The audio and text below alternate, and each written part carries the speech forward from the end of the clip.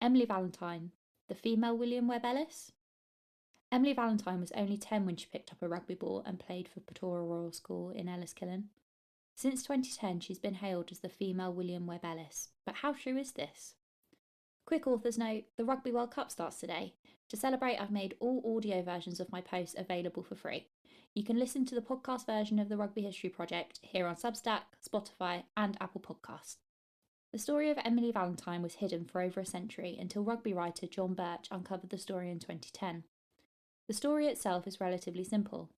In 1887, Portora Royal School needed an additional player for a rugby match.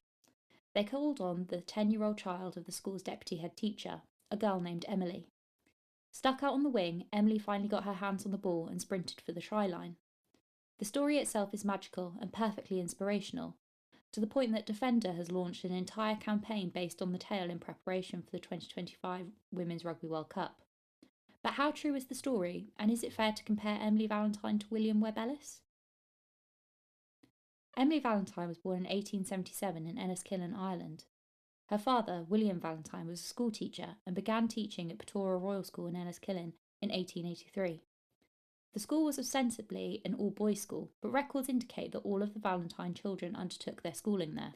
Whilst Portora had previously been a well-to-do school which produced well-known alumni, such as Oscar Wilde, the school had fallen on hard times, which resulted in the headmaster leaving and William Valentine becoming the de facto leader. As a part of the school's decline, the rugby team had ceased to exist. The Valentine children had reportedly been involved with reviving the team, and Emily's brothers William and John were keen players. In the winter of 1887, the team was a player short for a match. In need of a player, it was somehow agreed that William and John's little sister Emily would take the pitch. Emily had previously practiced with her brothers and was known as a keen lover of the game. However, allowing a young girl to compete in a rugby match against teenage boys went against almost every rule of Victorian propriety.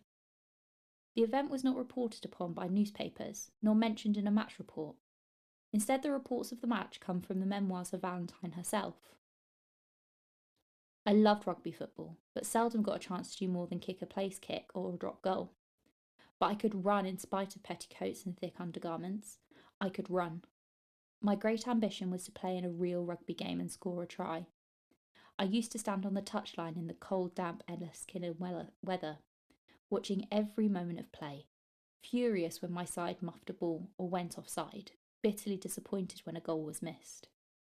One day I got a chance. It was just a school scratch match and they were one man short.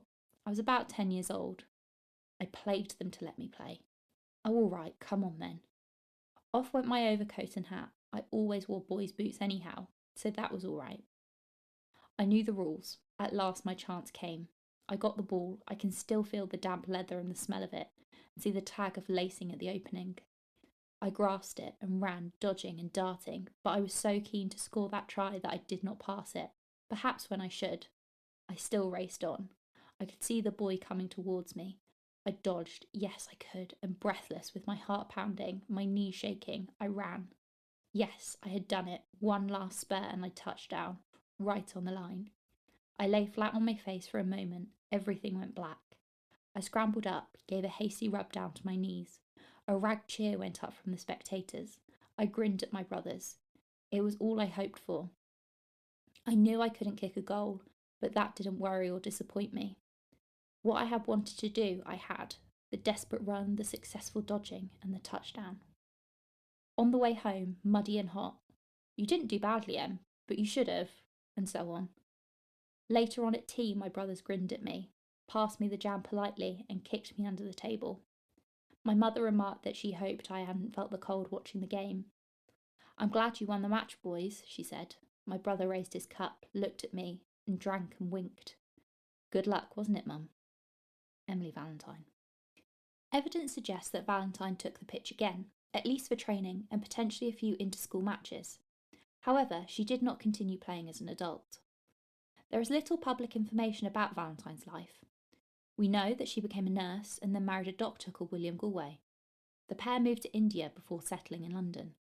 She did write private memoirs for her family while she resided in a London care home during the 1960s, and it is in these memoirs that the story of her rugby playing exploits were discovered.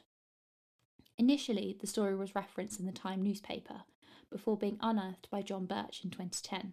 Since then, the story has picked up mythological qualities, not unlike the tale of rugby's inventor, William Webb Ellis. One of the most well-known stories associated with rugby is that of William Webb Ellis, the boy at rugby school who picked up the football and ran with it, thus inventing rugby. The story is so well known and widely accepted that the Men's Rugby World Cup trophy is named after him. Except there's no actual contemporary reports of a child named William Webb Ellis picking up the ball. What is more likely is that the early board members of the Rugby Football Union, who were all old Rugbyians, wanted to legitimise their claim on the origins of the game and therefore attributed the birth of the game to a former student. The story of Emily Valentine has been utilised in a similar fashion to the myth of William Webb Ellis.